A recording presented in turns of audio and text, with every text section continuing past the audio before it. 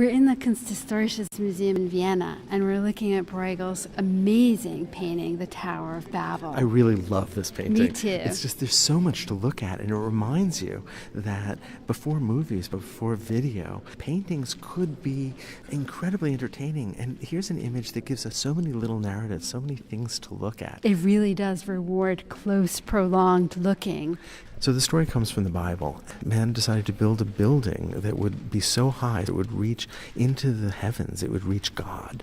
And God didn't like that. No, not one bit. So the way that God took care of this was sort of wonderful and elegant. Humanity had been one people up to this time, but God said now he would divide man by language so that when these men could no longer communicate with each other, well, the building couldn't be built. But Bruegel is painting this now in the Renaissance, and there's a different set of meanings. Yes, the Bible is the underlying story, but there's the politics of his era. When we think about the Renaissance, it's hard not to think about the massive building campaigns.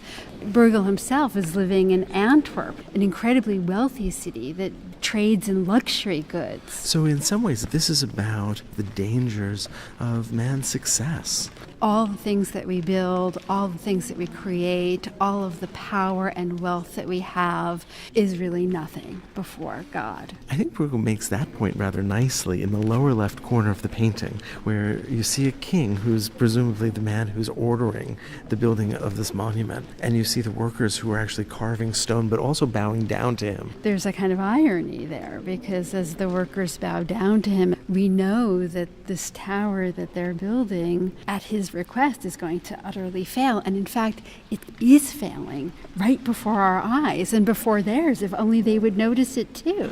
You mean, even as it's being built, it's so large that it's also falling apart. In fact, the whole tower, although it seems so massive and so solid, is leaning to the left slightly, and it seems to be almost menacing the medieval city that's just beyond it. There are some places where it seems very unfinished. I mean, if we look at the center, there's uncut rock. And then in other areas it looks completed, and in other areas there's scaffolding. There's this sense that it's rising and falling simultaneously. You know, the whole thing really looks believable. You see winches and cranes. Hoists. And sort of the basic construct itself seems to be loosely based on the Colosseum in Rome, which Bruegel would have seen when he visited that city.